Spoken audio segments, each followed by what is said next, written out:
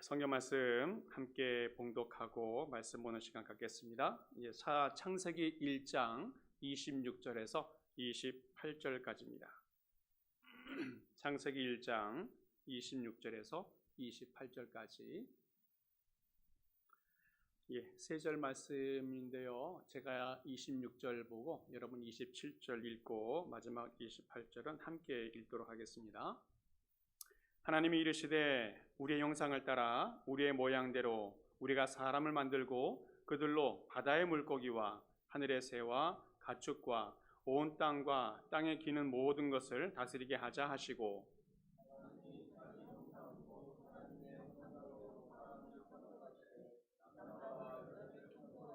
같이 읽겠습니다.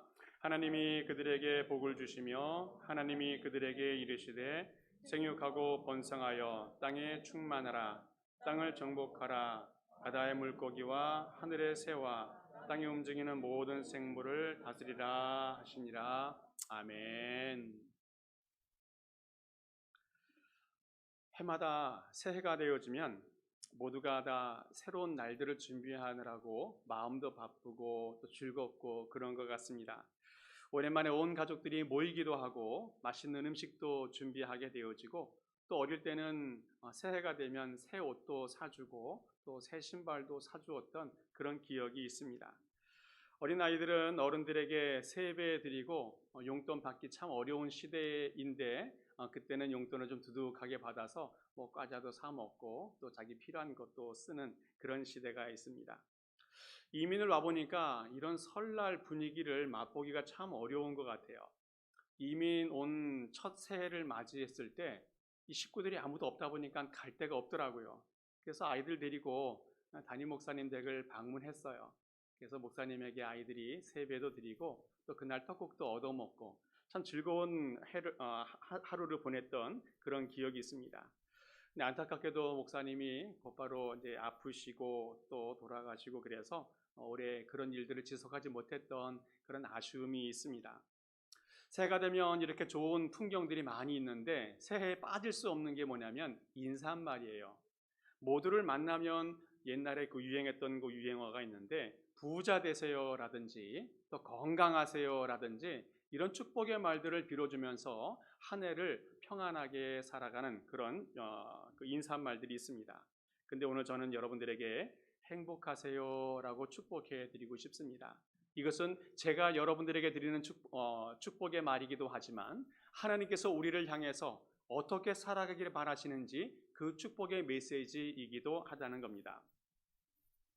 제가 남부 뉴저지 장로교회 부임해서 이제 한 달 정도 지나가고 있는데 이제까지 교회의 목적이 무엇인지 또 교회의 성격이 무엇인지에 대해서 말씀을 드렸는데 너무 오래 하면 힘들 것 같아요. 그래서 내용을 바꿔서 이제 우리 교회가 앞으로 어떻게 방향을 잡아가야 될지에 대해서 한번 생각해보는 그런 시간을 가지면 좋겠습니다. 제가 목회를 시작하면서 하나님께서 하나님의 백성들이 어떻게 살기를 바라실까 생각을 많이 해보게 되어집니다. 수많은 성경 말씀을 읽어보면서 궁극적으로 하나님께서 하나님 백성들이 어떻게 살라고 하시는 것인가, 말씀에서 무엇을 이야기하고 있는 건가 찾게 되어졌습니다. 또 수많은 사람들이 교회에 나와서 신앙생활을 하게 되어지는데 결국 어떻게 살아야 할 것인가에 대한 답을 찾는 과정들을 계속 거쳐보았습니다. 그러면서 제 마음속에 답을 얻은 것이 뭐냐면 하나님은 하나님의 백성들이 행복하게 살기를 바라신다는 겁니다.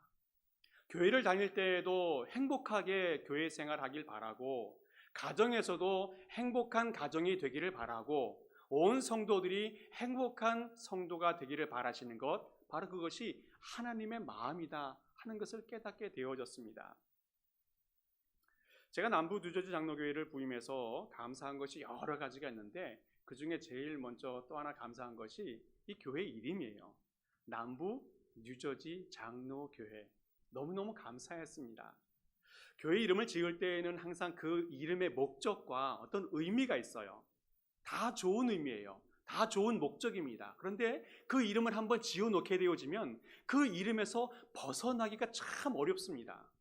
무슨 말씀인가 하면 남부 뉴저지 장로교회라고 이름을 지었을 때에는 최소한 뉴저지의 지역에 있는 사람들, 특별히 뭐 위쪽에는 또 교회가 딴 이름이 있어요. 그래서 남부 쪽에 그 위쪽까지 오긴 어려우니까 남부 쪽에 있는 수많은 사람들을 전도하고 그 사람들이 모여서 예배할 수 있는 공간, 이런 이름이 있어서 너무너무 감사했어요.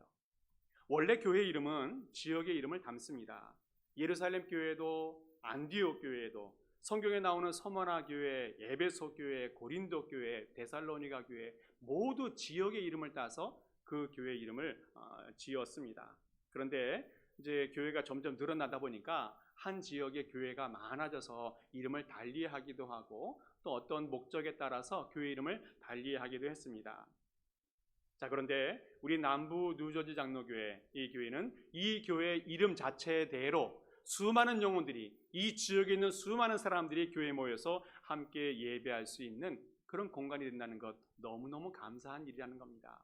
그리고 또 하나 제 마음속에는 교회 이름이 이런 이름이다 보니까 제가 와서 이제 교인들과 의논하고 또 같이 기도하면서 하나님께서 우리를 향한 목적과 의미를 깨달아서 그 방향을 설정하는데 아무 지장이 없을 것 같다는 생각도 들었어요. 이름이 결정되어져 버리면 그 결정된 이름에서 벗어나기가 너무너무 어려운데 이 이름은 너무너무 좋은 이름이었다는 겁니다. 오늘 저는 여러분들과 함께 우리 남부 뉴저지 장로교회가 이런 교회가 되었으면 좋겠어요. 행복한 교회, 행복한 성도. 하나님이 이 교회가 그렇게 되기를 바라시는 줄 믿습니다. 이전을 찾는 누구든지 행복한 사람이 되기를 바랍니다. 어떠한 조건과 환경과 여건에 있었던 사람이든지 이 문제가 이 교회 안에서 다 해결되어지고 극복되어지고 풀어져서 결국은 행복을 찾는 그런 성도가 될 줄을 믿습니다. 하나님은 하나님의 백성들이 이곳을 찾을 때에 그 수많은 문제와 갈등과 절망과 고민 속에서 다 풀어져서 이제는 행복을 궁극적으로 체험하는 그런 교회가 될 줄을 믿습니다. 한국은 2018년도에 1인당 국민소득이 3만 불 시대가 넘어가 되었습니다. 그래서 이제 세계에서도 경제 10대 대국 뭐 이렇게 이름을 붙여지게 되어집니다. 어려운 시대에 있지만 한국을 보면 먹는 것이나 입는 것이나 뭐 누리는 것 어느 한 것 부족한 것 없이 정말 풍요가 넘치는 세상이 한국인 것 같아요. 그런데 안타깝게도 국민 행복 지수를 따져보니까 전 세계에서 1919년도 재작년인데 세계에서 54등이라는 겁니다. 뭐 54등이니까 좋다라고 말할 수도 있겠지만 경제 대국 10대 대국인데도 이 정도밖에 안 된다는 거예요. 1919년도에 한국보건사회연구원에서 한번 설문조사를 해봤습니다. 한국인 중에서 행복 조건 중에서 제일 1위가 무엇인가를 찾아봤는데 그 보니까 조건이 뭐냐면 좋은 배우자와 행복한 가정, 둘째는 건강하게 사는 것, 세 번째는 돈과 명성을 얻는 것, 또 하나 추가한다면 여가 생활을 즐겁게 하는 것, 뭐 이런 것들을 통해서 행복의 조건들을 이야기했습니다. 가장 먼저 1등이 행복한 배우자 또 가정 이런 것을 선택해서 제 마음속에는 감사했어요. 보통 사람 같으면 그냥 부자 되는 것, 높은 권력 얻는 것, 또 모든 게 세상에 다 갖는 것 이런 것이라고 얘기할 수 있었을 텐데 그래도 배우자와 가정에 대한 소중함을 알고 있다는 것에 대해서 감사했습니다. 자, 그런데 좋은 배우자 이것은 아무렇게나 만들어지는 것이 아니라는 겁니다. 또 건강이나 돈이나 명성 이런 것들이 충족될 수 있어요. 그런데 그것이 행복의 조건이 될 수가 없다는 겁니다. 주말이면 많은 사람들이 여가 생활을 위해서 들로 산으로 가기도 해요. 그런데 정말 행복한가라는 겁니다. 어떤 사람이 캠핑이 너무너무 즐겁고 행복해서 캠핑을 가기 위해서 장비들을 많이 샀어요. 정말 몇십만 원, 몇백만 원을 들여서 장비를 다 산 것 같습니다. 그리고 부부가 캠핑을 갔어요. 그래서 텐트를 치고 또 고기도 구워 먹고 그런데 점점점 갈등이 생기고 또 이것저것 의견이 충돌돼가지고 부부가 대판 싸우고 다시는 내가 캠핑 안 간다고 돌아왔어요. 그러고 나서 캠핑 샀던 그 모든 물건들을 다 팔아버렸습니다. 이것이 우리의 현실이라는 겁니다. 행복하게 살아가길 원했지만 결국 우리의 인생 속에서 행복이 사라져버리는 안타까움이 있게 되어졌어요.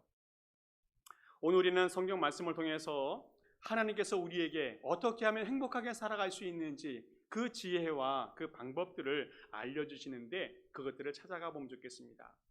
오늘 성경 말씀 본문에는 인류 역사상 가장 행복했던 사람 아담과 하와 첫사람에 대한 이야기가 나오고 있습니다.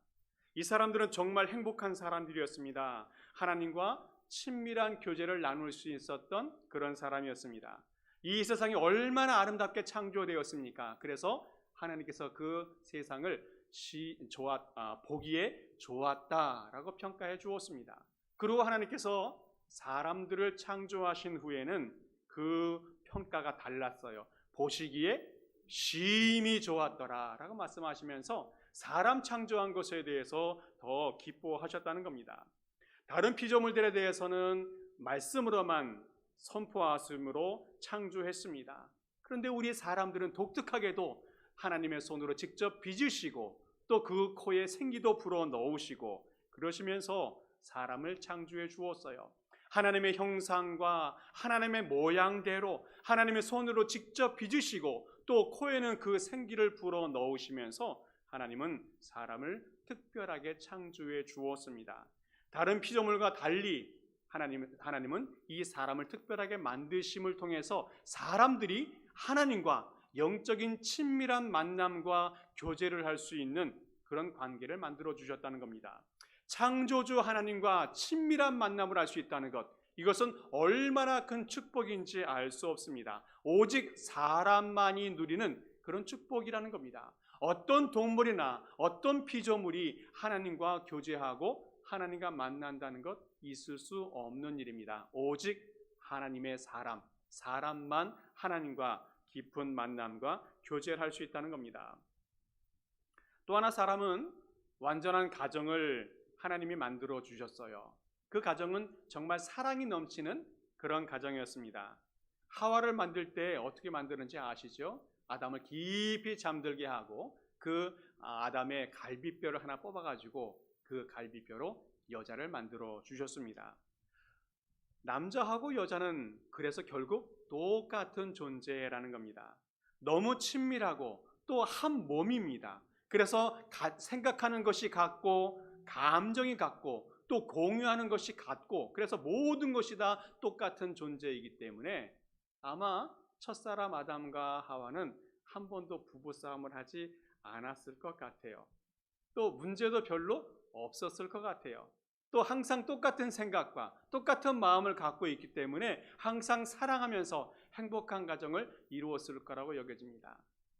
아담이 하와에게 고백하지 않습니까? 너는 내 뼈 중에 뼈요, 내 살 중에 살이다. 너는 나다 라고 고백하면서 모든 것이 다 행복의 조건이 되었다는 겁니다.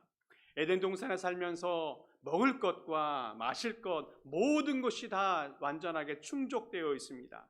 부족한 것이 없이 하나님이 다 채우시는 그런 삶을 살아갑니다.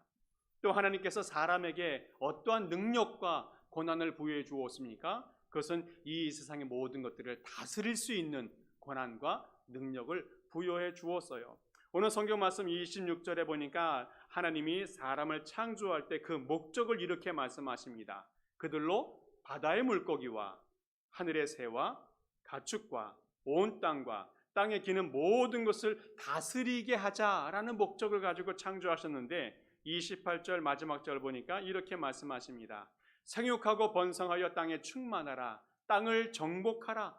바다의 물고기와 하늘의 새와 땅에 움직이는 모든 생물을 다스리라. 주님께서 명령을 내려주었습니다. 이 명령은 얼마나 위대한 명령인지 알 수 없습니다. 하나님 빼고는 이 세상의 어떠한 존재보다도 인간이 가장 높은 존재이다. 주관할 수 있는 권세가 있는 존재이다 라고 말씀해 주었어요. 이렇게 말씀만 하신 것이 아니라 능력도 허락해 주셨다는 겁니다. 능력도. 그 능력의 의미가 또 증거가 무엇입니까?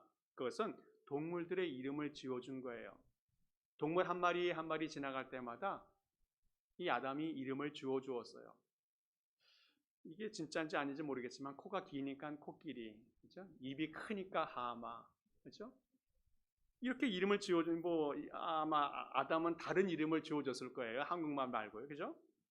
이 무슨 말씀인가 하면 능력뿐만 아니라 하나님께서 그 권세를 허락해 주셨다는 겁니다. 이름을 지었다는 것은 그 존재에 대한 소유권을 갖고 있다는 것을 이야기해요. 바로 아담이 이 세상의 모든 생물들의 동물들의 주권자로서 소유권을 가지고 있다는 것을 이야기합니다. 첫사람 아담과 하와는 정말로 행복한 삶을 살았습니다. 하나님과 교제하면서 행복했고, 부부가 서로 사랑하면서 행복했고, 이 땅의 모든 것들을 다스리고 주관하면서 행복한 인생을 살아가고 있었다는 겁니다. 정말 에덴 동산에서만 살았다면 그 행복이 영원토록 이어질 수 있었을 텐데, 안타깝게도 그 모든 행복을 잊어버리게 되어졌다는 겁니다. 선악과를 따먹었습니다. 하루는 뱀이 나타나서 아담과 하와를 꼬시지요. 그 뱀의 꼬임에 빠져서 하와가 선악과를 따먹게 되어집니다. 하나님께서 명령하신 것처럼 선악과를 따먹는 날 반드시 너는 죽을 것이다 라고 명령한 그 명령을 무시하고 이 선악과를 따먹게 되어집니다. 뱀이 어떻게 꼬입니까? 3장 4절 5절 말씀 보면 너희가 결코 죽지 아니하리라. 너희가 그것을 먹는 날에는 너희 눈이 밝아져 하나님과 같이 되어 선악을 알 줄을 하나님이 아시니라. 그래서 하나님이 그 선악과를 숨겨 놓은 거야. 그리고 하나님이 그 선악과를 먹지 말라고 한 거야. 이 뱀이 이 하와를 꼬셨습니다. 하와 마음속에 하나님에 대한 불신의 마음이 생기게 되어지고 다시 선악과를 보니까 마음이 바뀌었어요. 어떻게 바뀌었는가 하면 여자가 그 나무를 본즉 먹음직도 하고 보암직도 하고 지혜롭게 할 만큼 탐스럽기도 한 나무인지라. 여자가 그 열매를 따먹고 자기와 함께 있는 남편에게도 주매 그도 먹으니라. 뱀의 말을 듣고 선악과를 쳐다보니까 전에 보았던 느낌과 완전히 달라졌어요. 하와가 그 눈이 바뀌고 마음이 바뀌어서 결국은 그 선악과를 따 먹습니다. 그리고 함께한 남편에게도 그 선악과를 주었어요. 남편은 하나님의 명령을 직접 들었던 사람인데 안타깝게도 그 선악과를 같이 따 먹습니다. 남편은 아내의 말을 잘 들어야 돼요. 그런데 정말 잘 들어야 돼요. 의미 아시겠습니까? 남편은 아내 말을 잘 들어야 되는데 정말 잘 들어야 돼요. 이게 진짜 무슨 의미인지 잘 알고 들었으면 좋겠습니다. 사람이 누구의 말을 듣는가, 또 어떤 말을 듣는가가 참 중요한데 하나님께서 사람을 선택해서 그 사람이 날마다 하나님과 교제하고 예배하고 하나님과 좋은 관계를 맺고 살아가다가 어느 날 다른 사람의 말을 듣기 시작하면 위험한 시간이 시작이 되어집니다. 하나님과 영적인 깊은 만남과 교제를 하면서 은혜가 풍성하고 기쁨이 충만하고 행복이 충만했던 상황이었는데 언젠가부터 다른 사람들의 말을 듣기 시작하면서 마음이 바뀌게 되어지고 생각이 바뀌어지고 눈이 바뀌게 되어질 때 그때는 신앙적으로 위험의 시간이 시작된다는 겁니다.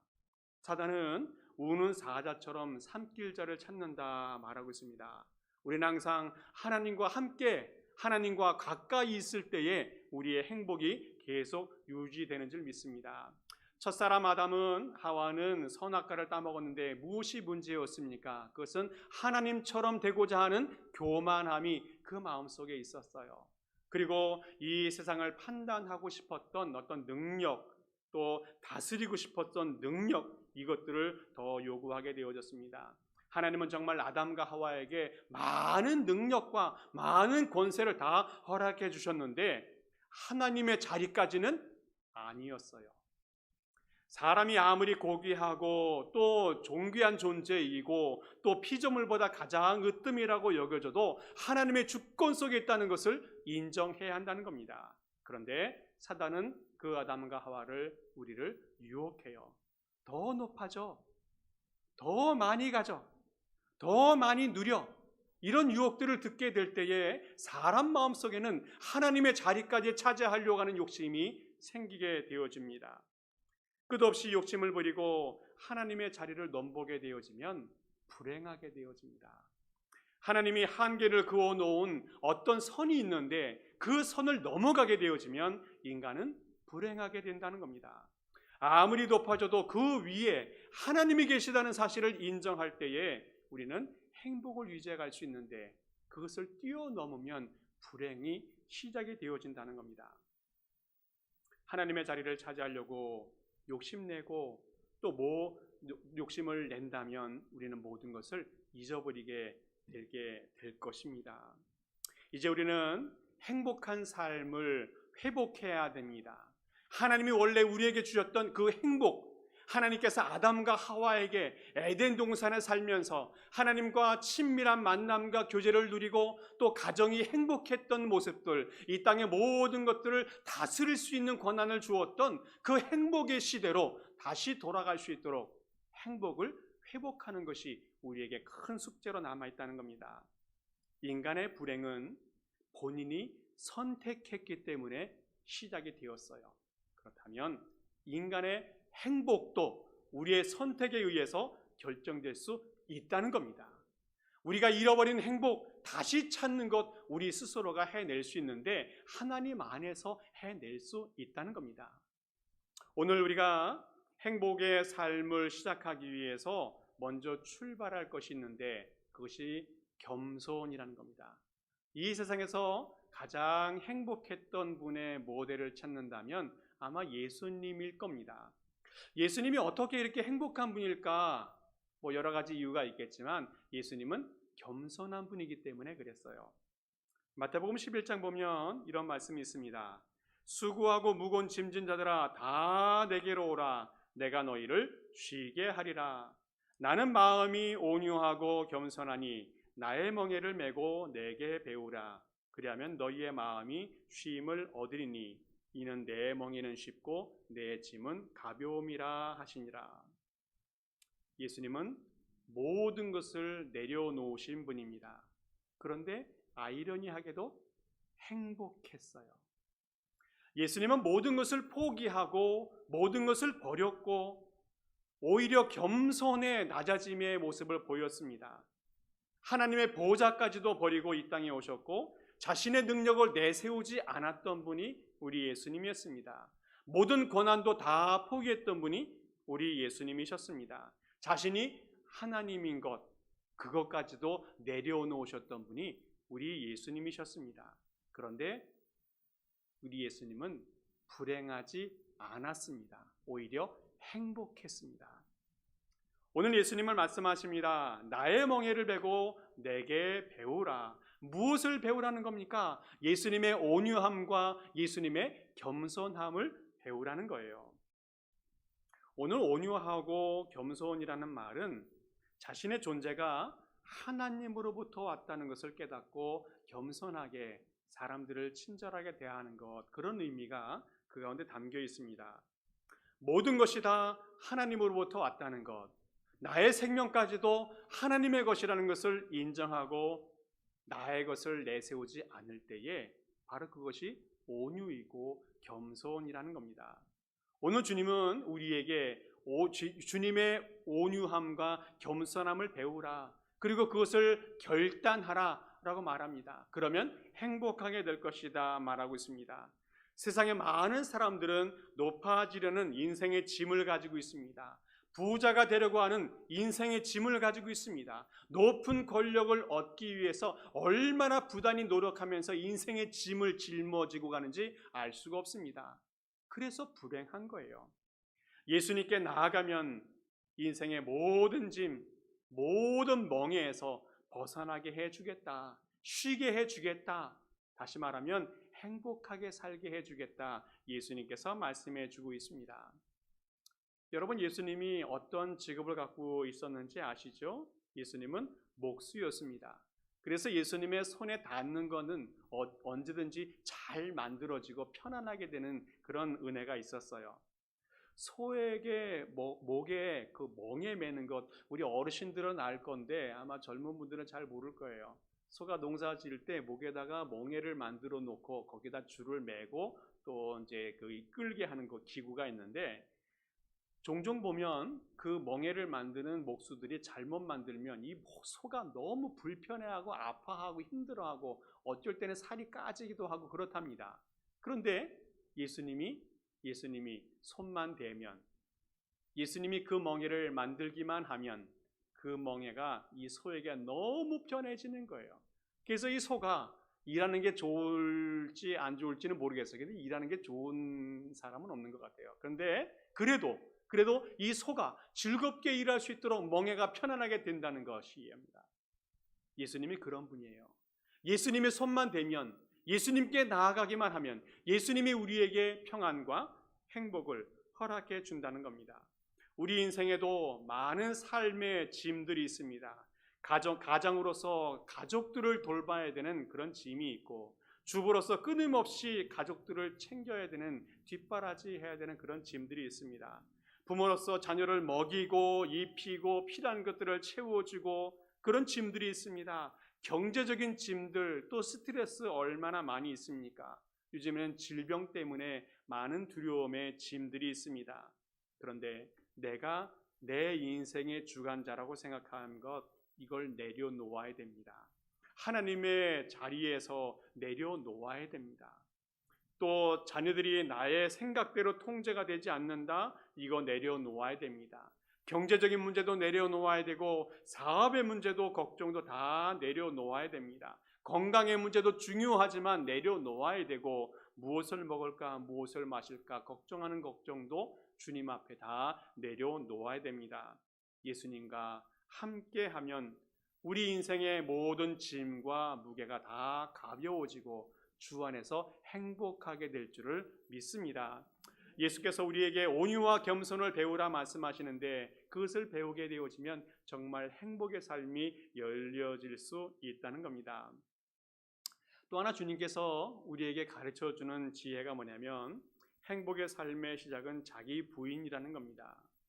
마태복음 16장 말씀 보면 이런 말씀이 있습니다. 이에 예수께서 제자들에게 이르시되 누구든지 나를 따라오려거든 자기를 부인하고 자기 십자가를 지고 나를 따를 것이니라. 행복한 삶을 살기 위해서는 자기 주장과 자기 고집과 자기 생각을 버리는 것이 중요합니다. 아담과 하와 이후에 사람들은 근본적으로 죄성이 있기 때문에 이기심이 있고 욕망이 있고 시기와 질투가 있습니다. 창세기에서도 하나님께서 사람을 평가하실 때 이렇게 평가했어요. 여호와께서 사람의 죄악이 세상의 관영함과 그의 마음으로 생각하는 모든 계획이 항상 악할 뿐임을 보셨다 말씀하고 있습니다. 사람은 언제든지 생각이 악한 것이에요. 그런데 행복하게 살아가기 위해서는 자신의 생각을 버리고 예수님의 마음으로 채워져야 한다 말씀하고 있습니다. 우리 예수님은 자신을 부인했던 분입니다. 하나님의 뜻을 따르기 위해서 종처럼 살았습니다. 또 사람의 필요를 채워주기 위해서 모든 것을 헌신했던 분이 우리 예수님이셨습니다. 이것은 쉬운 일은 아니었습니다. 그러나 이 일을 실천하기 위해서 예수님은 기도했어요. 날마다 자신을 복종하면서 기도했습니다. 쉬운 일은 아니지만 하나님께 기도하면서 자신의 모든 주권과 자기 부인을 진행하면서 예수님은 행복의 길을 계속 걸어갈 수 있었습니다. 아마 자기의 자아나 자신의 욕심이나 자신의 생각들이 더 앞장섰다면 아마 그 길에서 멈추어 섰을 거고 행복은 더 이상 다가오지 못했을 겁니다. 그런데 예수님은 계속 기도하면서 자신의 길을 걸어갔고 그 길이 결국 행복의 길이 되었다는 겁니다. 제가 설교 초반에 행복의 삶을 살아가는 조건들 이야기하면서 1등이 좋은 배우자, 또 좋은 행복한 가정 이런 걸 얘기했는데, 이 좋은 배우자, 행복한 가정은 하늘에서 떨어지는 게 아니라는 것 아시죠? 누가 만들어주는 것이 아니고, 부부가 서로 생각을 존중하고 또 양보하고 또 내 생각을 포기할 때에 가능하다는 겁니다. 매일 나의 생각과 내 주장을 굽히지 않고 싸우게 되어지면, 주도권 싸움을 하게 되어지면 그 가정은 날마다 불행한 가정이 될 수밖에 없어요. 요즘은 개인의 삶이 존중되는 사회이기 때문에 자존심을 건드리면 아주 난리가 납니다. 부부끼리도 자존심을 건드리면 아주 난리가 나요. 이거는 절대로 참지 못해. 그런 것이 있어요. 그런데 부부에게는 자존심을 내세울 필요가 없다는 겁니다. 우리 교회 식구들도 마찬가지예요. 우리 교회 식구들도 하나님 안에서 한 식구이기 때문에 자존심을 내세울 필요 없습니다. 회의를 하다가도 의견이 다르면 당신 의견대로 하세요 라고 양보하면 그때부터 그 마음속에 행복이 자리 잡기 시작한다는 겁니다. 하나님이 나를 통해서만 역사한다 생각할 때에 불행은 시작되어집니다. 그런데 나뿐만 아니라 상대방을 통해서도 하나님이 역사하신다는 생각을 하게 되어지면 쉽게 양보할 수 있습니다. 그리고 그 길이 행복의 길이 될 수 있다는 겁니다. 오늘 말씀을 정리합니다. 고대 그리스 철학자 중에 이 플라톤이라는 사람이 있는데, 이 사람은 아주 유명한 사람입니다. 우리가 알고 있듯이 소크라테스의 제자이고, 또 이 플라톤의 제자가 이제 아리스토텔레스가 되어지는데, 그 사람이 여러 가지 인생에 대한 이야기를 했습니다. BC 400년입니다. 지금부터 2500년 전에 있었던 사람인데, 그 사람이 행복의 조건에 대해서 몇 가지를 이야기했는데 이렇게 이야기해요. 먹고 입고 살고 싶은 수준에서 조금 부족한 듯한 재산. 두 번째는 모든 사람이 칭찬하기에 약간 부족한 용모. 세 번째로는 자신이 자만하고 있는 것에서 사람들이 절반 정도밖에 알아주지 않는 명예. 네 번째로는 겨루어서 한 사람에게는 이기고 두 사람에게는 질 정도의 체력. 다섯 번째는 연설을 듣고서 청중의 반쯤은 손뼉을 치지 않는 말솜씨. 플라톤이 이야기했던 이 행복은 좀 부족함이 있는 삶입니다. 재산도 좀 부족하고 용모도 좀 부족하고 명예도 좀 부족하고 체력도 부족하고 말솜씨도 부족하고 이런 부족함을 이야기하는 거예요. 예수님이 말씀하신 겸손과 자기 포기와 좀 비슷하지 않습니까? 인생을 잘 살았던 사람들은 예수님이 말씀하셨던 그 지혜들을 어느 정도는 알고 있는 것 같아요. 여러분들에게 이야기합니다. 이 세상에서 어떻게 살아가고 싶습니까? 행복하게 아니면 불행하게? 행복하게 살고 싶다면 완전한 조건이 충족되어져야 살아간다는 것이 아니라는 것을 아실 수 있길 바랍니다. 행복한 삶은 예수님 안에 있습니다. 예수님을 따라갈 때에 행복한 삶이 유지가 되어집니다. 예수님처럼 겸손하게, 예수님처럼 자신을 부인할 때 우리는 행복한 삶을 살아갈 수 있습니다. 이 행복한 삶을 모든 성도님들 다 누리며 살아갈 수 있기를 간절히 축복합니다. 아멘. 함께 기도하겠습니다. 하나님 아버지, 우리에게 하나님을 알고 행복하게 살아갈 수 있는 기회와 은혜를 주시니 감사합니다. 세상을 쫓아 살았다면 지치고 상처나고 패배자의 모습을 가지고 살았을 텐데, 하나님을 알게 하시고 예수님의 본을 따라서 행복의 길을 걸어가게 하시니 감사합니다. 이제는 더욱더 행복한 삶을 살아갈 수 있도록 겸손하게 하시고 자신을 부인하게 하셔서 우리 자신이 행복하게 하시고 우리 가정이 행복하게 하시고 우리 교회가 행복하게 하여 주시옵소서. 비록 어려움을 만날지라도 실망하지 않게 하시고 끝까지 주님 바라보면서 행복의 길 걸어가게 하여 주옵소서. 감사드리며 예수 그리스도의 이름으로 기도하옵나이다. 아멘.